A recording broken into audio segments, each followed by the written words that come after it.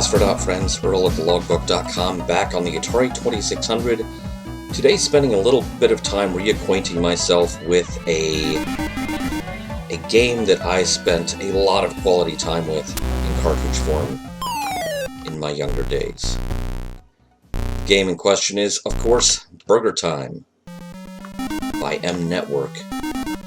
M Network being the third-party software arm of Mattel Electronics. Since they already had the license for BurgerTime for the Intellivision, Mattel, wisely decided, why not go ahead and, also take money from the users of other platforms. If they are not wise enough to see the ways of Intellivision, we'll still take their money. Really kind of a wise idea, I believe, in terms of marketing and, in terms of you've already got the license, maximize that.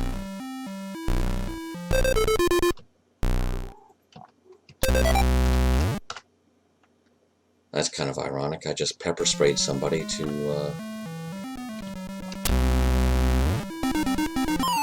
get additional pepper spray. Okay.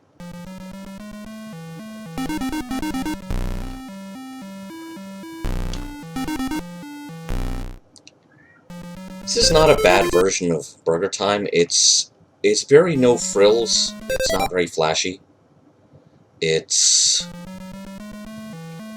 They're obviously trying to optimize gameplay over graphics here, which is always a wise decision when it comes to the 2600, in my opinion.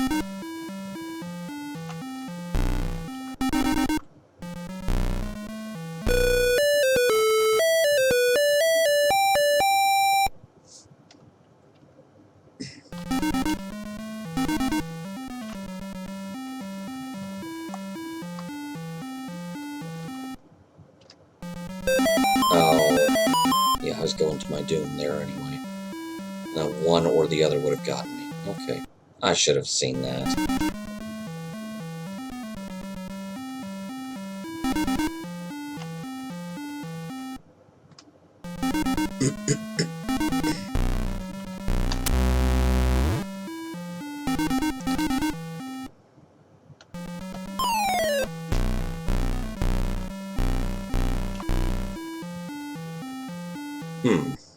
Well, that was not entirely satisfactory outcome there.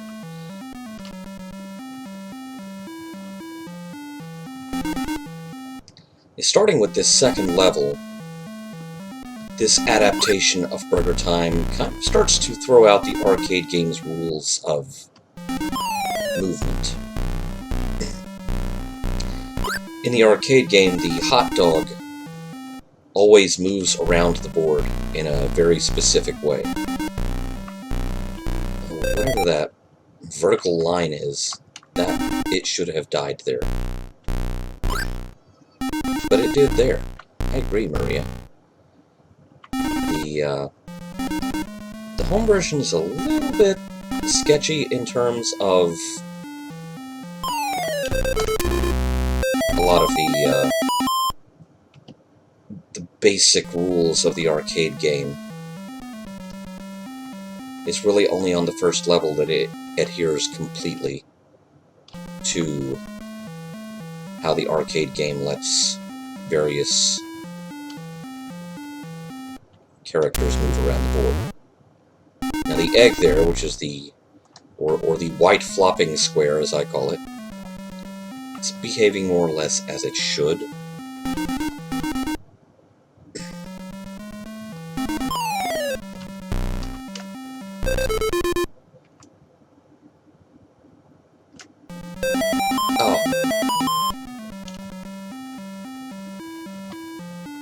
But the hot dogs should always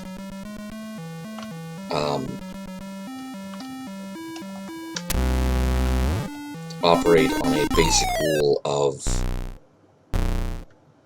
if you see a ladder, take the ladder. Oh, That enemy just respawned right on top of me. That... Okay, I've got some issues there. I don't remember being this frustrated with it as a kid. Alright, everybody. Come climb onto my bun. Which... really, you'd think I'd be having a lot more fun if I'm saying things like that. Or at least having to answer which one.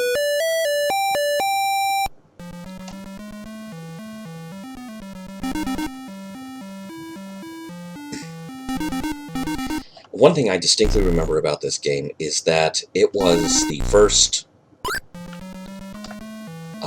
it's the first 2600 game that I can think of that had a... legitimately had a pause feature. Oh, I'm out of pepper spray. Oh, I'm out of life. Oh, I am in fact dead. R.I.P. Chef Peter Pepper. There was a function where you could use one of the difficulty switches on the back of your Atari console. You could toggle one of them, and it would pause the whole game, which I remember thinking at the time, wow, this is revolutionary stuff. Now, there were past games, such as Yar's Revenge, I can think of specifically, that would have kind of an interregnum of sorts built into it. Why didn't that kill the hot dog?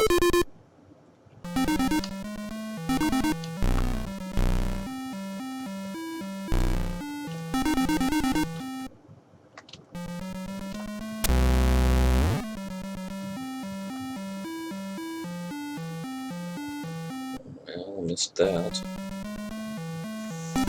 Yar's Revenge would take a break in between levels where it would let you signal the machine by pressing the action button on your controller that you were ready to continue the game, but it would sit there in a paused state until then. That was neat. That was a neat feature. BurgerTime allowed you to pause the game at any point without having to wait for kind of the reward of a level change. And the pause was a function you could invoke at any time. It was not a benevolent gift to the player who was completely frazzled by the level that they had just played.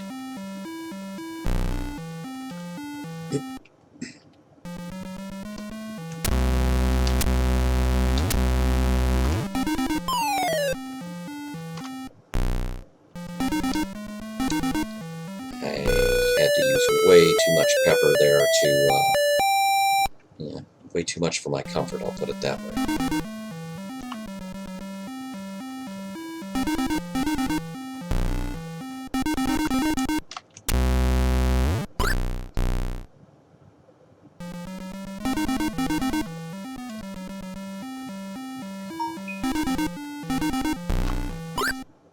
Oh good, the hot dog died and respawned right in front of me.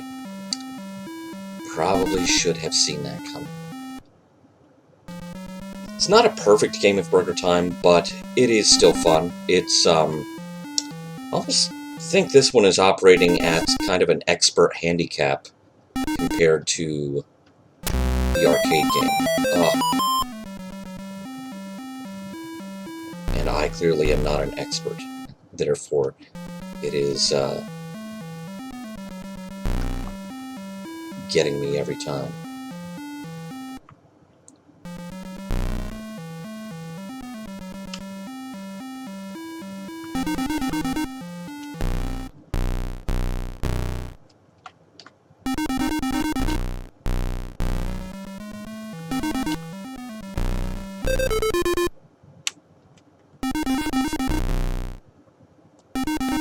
Oh, yes, I would like some fries, please.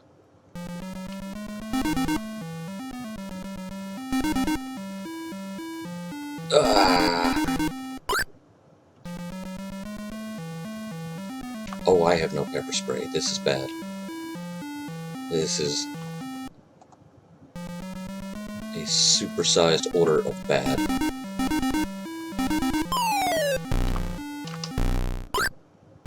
could still do a little bit of damage, though. Yeah, I see that hot dog shouldn't be climbing back up that ladder like that. Ah! Whoa, can I not? Thank you.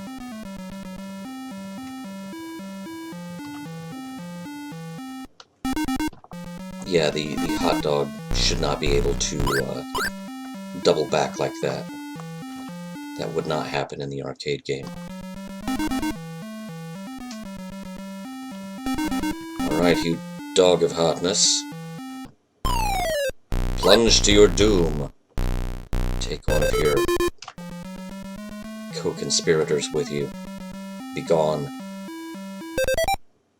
Vile industrial sausage.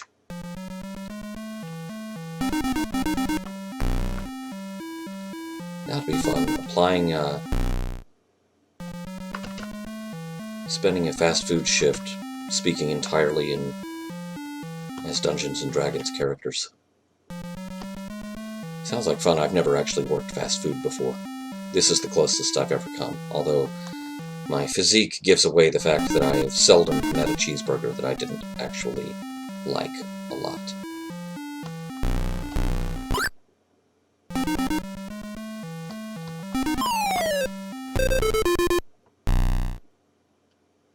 Yes, I would like some fries with that. Oh, what is that, a root beer? Why hasn't anyone ever bundled this with root beer tapper? I mean, make the complete food service experience in 8-bit form. Just something to think about, because I believe... Now, BurgerTime originated in the arcade with Data East, but in the US, it was licensed by Bally Midway, and Tapper, and variants of it, including Root Beer Tapper, were also a Bally Midway product. And in fact, now that I think of it, and I hadn't already remembered this when I started on this weird little tangent, I believe Arcadia Retrocade in Fayetteville, Arkansas, aka the happiest place on Earth, actually has BurgerTime and I don't know if they have Tapper or Root Beer Tapper, but they have those two machines right next to each other, so clearly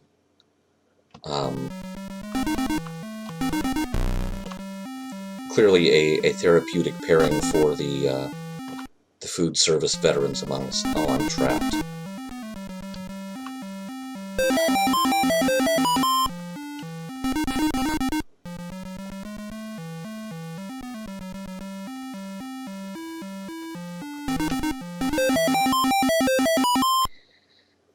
Well, there it is, BurgerTime by M Network for the Atari 2600.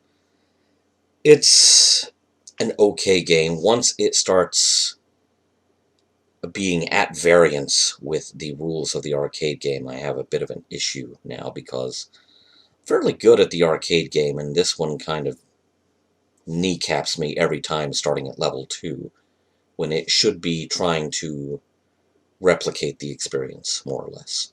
Thanks for watching.